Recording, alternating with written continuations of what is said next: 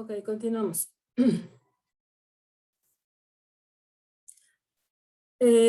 Claudia, ¿me ayuda a leer, por favor? Técnicas de investigación. Sí. Técnicas de investigación. Investigación documental. Se basa en la obtención de datos provenientes de materiales impresos. Investigación de campo. Consiste en la recolección de datos directamente de la realidad donde ocurren los hechos. Gracias, Claudia. ¿Qué ejemplo me puede dar en su vida laboral o académica que haya hecho uso de alguna de estas técnicas? En mi trabajo hubo un tiempo que nos hicieron por equipos a las áreas, nos tomaron como diferentes equipos y cada equipo tenía diferente actividad, entonces teníamos que ir recolectando los datos que nos facilitaban los ingenieros y que nosotros estábamos viendo en piso para así poder ver en qué se estaba fallando, qué necesitamos, cuáles eran las áreas de oportunidad para poder mejorar en los departamentos. Ok. Ese ejercicio, ese ejemplo, ¿a qué tipo de técnica aplica? A investigación de campo. Ok. ¿Utilizando qué instrumento de los que están aquí? Pues hacíamos encuestas, Exacto, exactamente. entrevistas, Bien. ¿Sí? entrevistas grupales también. Ok, gracias. Entonces, este ejemplo que nos comparte su compañera es para hacerles notar que todo este tipo de técnicas de recopilación de información ya la han hecho de alguna manera, ¿sí? De forma directa o indirecta, ¿sale? Entonces, lo van a hacer ahora directamente, pero para su investigación, ¿ok? Entonces, por ejemplo, las técnicas que pueden utilizar de acuerdo al tipo de investigación que hagan, sea cualitativa o cuantitativa, se proponen estas dos principalmente, ¿no? La documental, como lo leyó Clau, es el análisis que hagan o que ya han hecho hasta el momento, por ejemplo, en las tareas que les he dejado, quiero pensar, que han leído, además de investigar la información que se requiere en cada tarea, la han leído, la han entendido y la han colocado en lo que se les pida, ¿no? Ese tipo de información se conoce como documental. Por eso cuando se hace una cita bajo el formato APA séptima edición, hay que colocar la página de la fuente documental, ¿sí? No la página de internet ni la página del sitio, no, página documental, o sea, 5, la 20, de la 15 a la 40, ¿sí? Ese tipo de datos se requieren forzosamente en las citas con APA, séptima edición. Si no, está incorrecta, ¿ok? Y la investigación de campo es la que van a realizar cuando llegue el momento para comprobar que lo que están proponiendo en su hipótesis o en sus supuestos es real, es falso, pasó, va a pasar, lo que sea, ¿no? O sea, como nos comentó Claudia, aplicando una encuesta o un cuestionario, haciendo una entrevista de tipo cualitativa, por ejemplo, haciendo sociometría, que es midiendo características de comportamiento de forma dura en algún grupo de estudio, ¿sí? Este tipo de herramientas, de instrumentos, son los que van a utilizar cuando hagan investigación de campo, ¿sí? Ahora, ahorita no recuerdo si la Universidad UNIEM permite hacer tesis documentales, o sea, que no hagan trabajo de campo. Me parece que no, que sí es necesario que hagan aplicación de instrumento, pero sí hay investigaciones de grado, licenciatura y de posgrado de corte documental. O sea, por ejemplo, que no tengan que aplicar el cuestionario, que no tengan que aplicar una entrevista, sino únicamente revisen información ya publicada y que en ese momento o que en su tema les interese solamente, por ejemplo, comparar lo que dice un autor con lo que de tal año, con lo que dice otro más reciente, entonces ahí no tienen por qué aplicar un cuestionario, digo, ni modo que revivan al autor que están analizando, porque qué tal si ya falleció, y entonces no puedan hacer la comparación. Entonces, cuando es ese tipo de temas o de objetivos de investigación, se proponen investigaciones documentales. Se utiliza mucho para historia, para arqueología, ¿no? Que evidentemente no podemos revivir a los objetos de estudio, entonces solamente tenemos de fuentes lo que haya publicado y eso será lo que se analice en la investigación, ¿sale? Pero en general casi todas las universidades piden más este tipo de investigaciones de campo para realmente validar que ustedes hayan comprobado toda la información que han recolectado y que además están proponiendo que sea para solucionar un problema, ¿no? ¿Qué otra cosa les iba a decir importante? Bueno, eso. Ok. Ahorita, si sale algo, se los menciono. Ahora, algo importante que, repito, se relaciona mucho con el orden de su información es que lleven un cronograma que en la universidad se los piden como diagrama de Gantt. El diagrama de Gantt es justamente este. Especifican cada etapa de la investigación, desde la elección de la idea de investigación hasta la presentación de su examen excepcional, cuánto tiempo se tardaron o se van a tardar para cada actividad. Y este cronograma se anexa a la investigación, se los pide la universidad, ¿ok? Se llama diagrama de Gantt. Seguramente ya lo han utilizado en otras materias. Cuando estén en la parte de análisis de resultados y conclusiones, como ya lo habíamos visto al principio en el informe, por ejemplo, de la investigación, recuerden no solamente hablar del tema o no solamente hablar de los resultados que encontraron y que publicaron en gráficas o algo así, no. Traten de concluir de manera holística o integral, ¿sí? Todas las partes de la investigación hasta la etapa de recolección de información para que nosotros como lectores de su tesis realmente entendamos cuál es la relación entre cada etapa y cómo ustedes la utilizaron para solucionar su problema o para proponer alguna estrategia, etcétera, ¿sí? Gracias, señor Aguilar. ¿Ok? ¿Sí?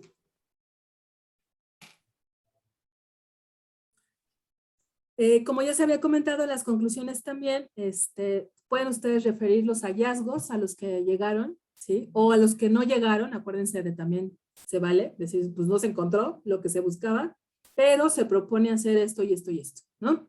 O sea, investigaciones posteriores. La parte de concentración de referencias, que ya les dije qué pueden hacer para que incluir hasta las más antiguas con las más recientes. Estado del arte. Ok.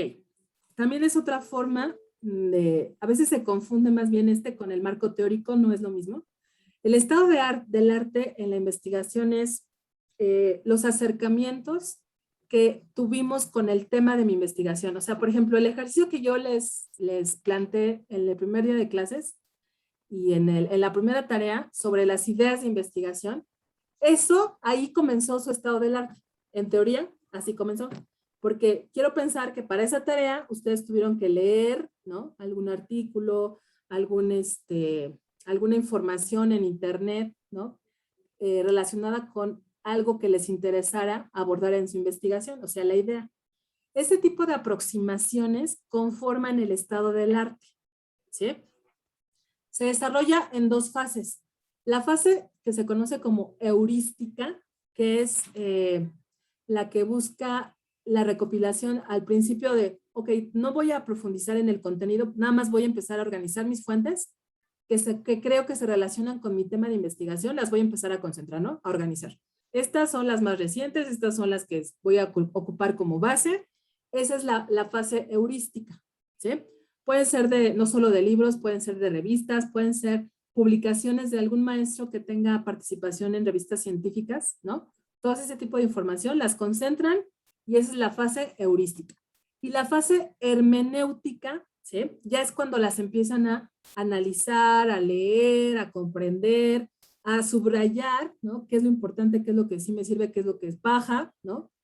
Y ya las empiezo como a filtrar, ¿no? Como las más importantes para mi investigación y las cuales voy a utilizar para ahora sí ir armando mi marco teórico, ¿sale?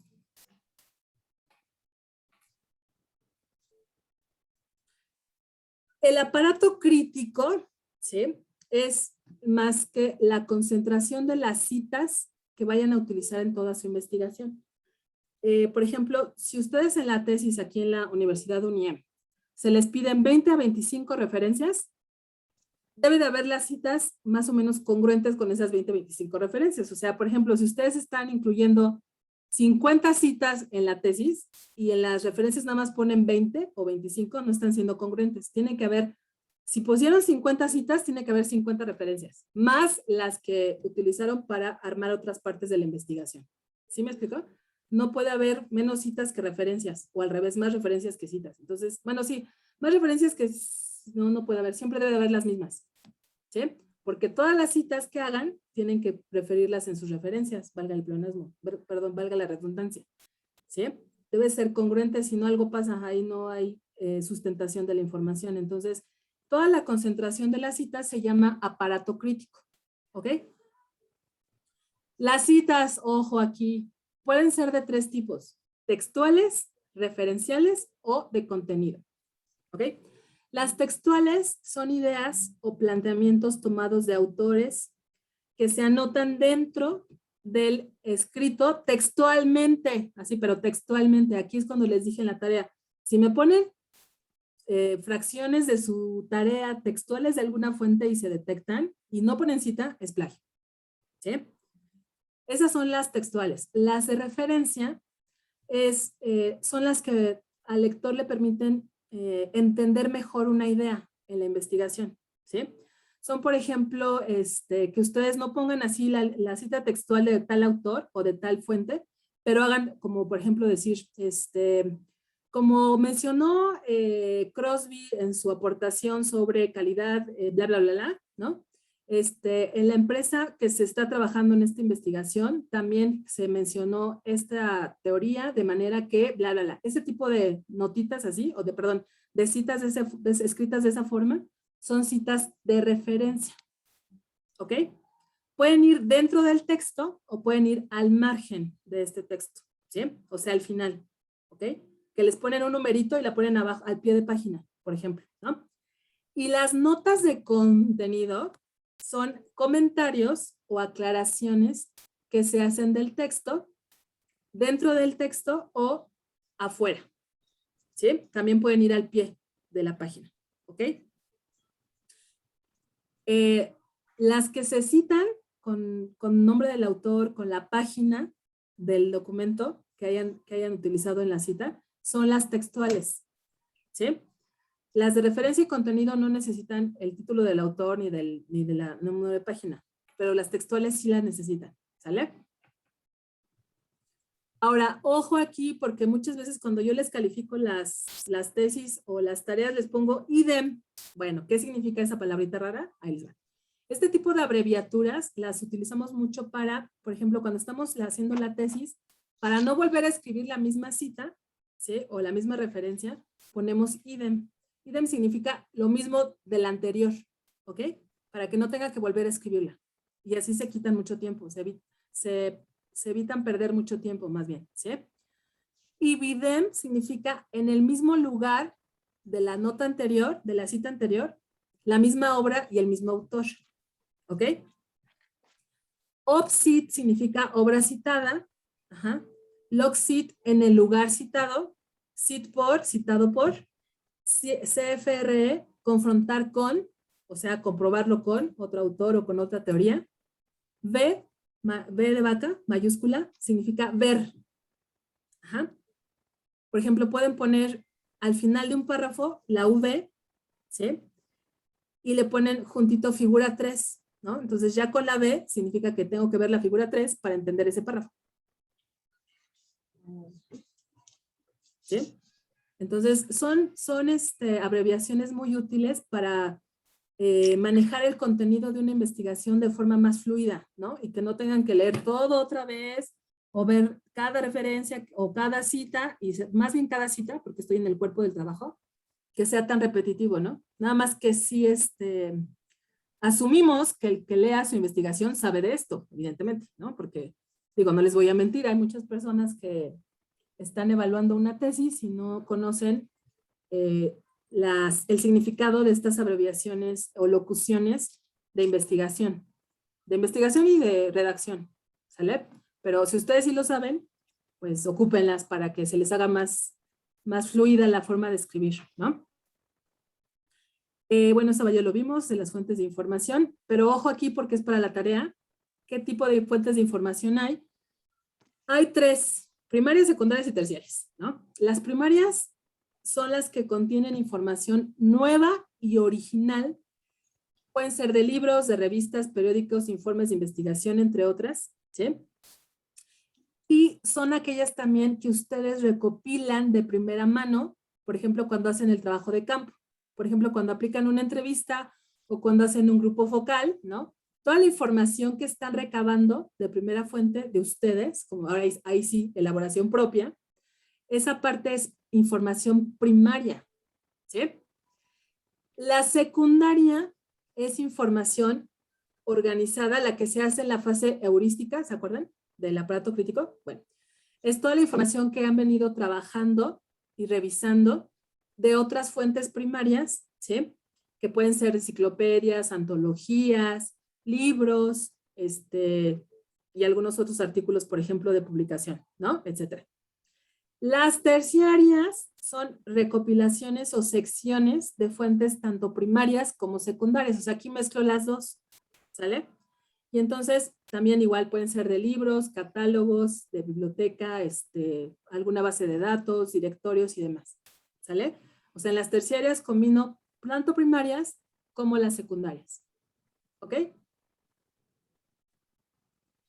Según las características de su trabajo, o sea, es que no es lo mismo, por ejemplo, utilizar fuentes primarias para un proyecto que de su trabajo que les pidan, ¿sabes qué, ingeniero? Necesito que me prepares un informe de ¿de qué será?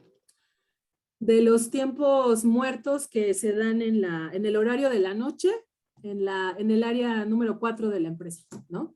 Ah, bueno, pues entonces, ¿qué voy a hacer? ¿Primaria, secundaria o terciaria? Bueno, puedo ocupar las terciarias porque tanto voy a tener que preguntar, observar, a lo mejor irme al turno de la noche o vespertino para ver por qué se dan estos tiempos muertos, si esa sea información primaria, y además voy a leer los reportes que hay de asistencia o de problemas de los trabajadores que tuvieron que forzarlos a salirse del trabajo o cosas así. Entonces ahí es información secundaria. Tendré que utilizar las dos para armar la investigación que me están pidiendo mi jefe, ¿no? Pero no es lo mismo que, por ejemplo, en este caso la tesis se les pida, no se les pida, que necesiten utilizar las 3, porque evidentemente van a tener que estar leyendo libros, demás, incluso preguntarle a sus maestros, a lo mejor, o a algún colega del trabajo, porque es especialista en su tema de investigación. Ah, bueno, entonces la información que se maneje de cada fuente pues va a ser diferente, ¿no?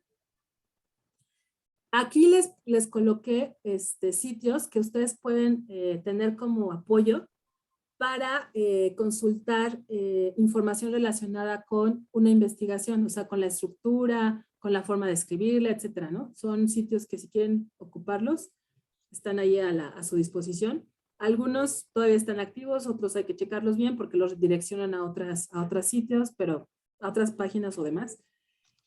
Proyectos de investigaciones que están sí validados, o sea, que sí son confiables, que pueden consultar también con respecto a la metodología de una investigación, con respecto al estado del arte, para que les quede más claro qué es eso del estado del arte, qué es eso del aparato crítico. Aquí les coloqué autores expertos en esta sección.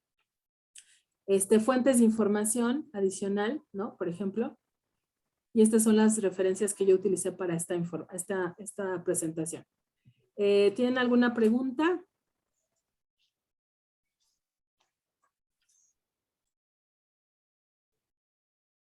Lo que quiero que hagamos, bueno, les invito a hacer en esta parte que falta de la sesión, es que empiecen a armar su tarea para que si surge alguna pregunta, aprovechemos que estamos ahorita en tiempo real y la podemos aclarar, ¿no? Una pregunta, ¿alguien sabe algo de sus compañeros? A ver, de su compañero José Carlos o de Carlos Salazar, Guadalupe. No. ¿No? ¿No les reportaron nada? No. José Carlos creo que a veces llega a trabajar los días sábados.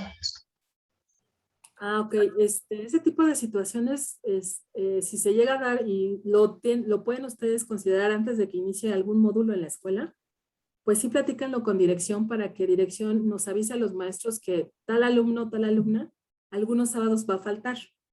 Pero eso lo tiene que comentar antes de que empiece el módulo, porque por ejemplo, ahorita que faltó su compañero, yo lo tomo como inasistencia y se cuentan, ¿no? Para poder evaluar la materia. Entonces, para que lo comente, por favor, Patti, con su compañero, si lo puede él revisar con dirección y que no se afecte su conteo de faltas, ¿no? Por favor. Y yo le comento.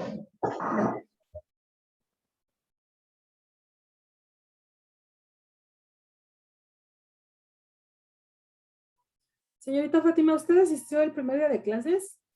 Porque creo que no.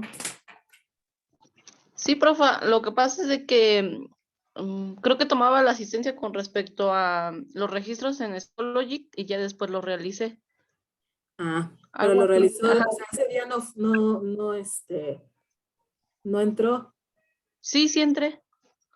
De hecho, le dije que lo iba a realizar en ese momento, porque no había entrado a la plataforma.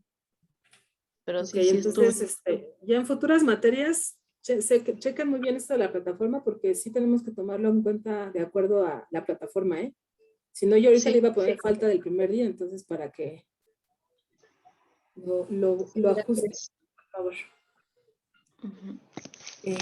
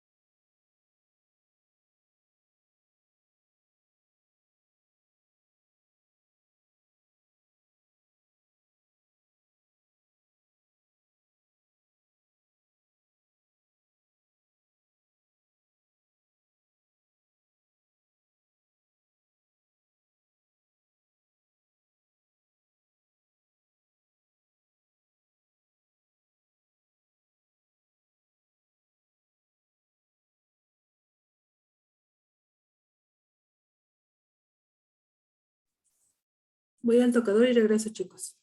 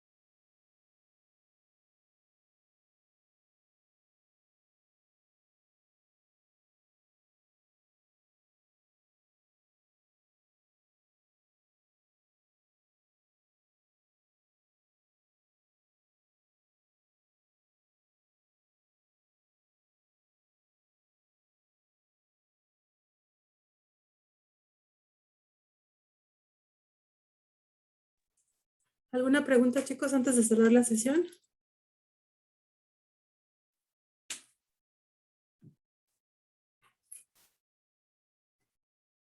Sí, no, no. No. No, Bueno, entonces No. vamos a cerrar aquí por hoy. Nos vemos la siguiente clase. Gracias por su tiempo, atención. Que tengan un buen fin de semana. igualmente, gracias. Gracias, igualmente. Bye.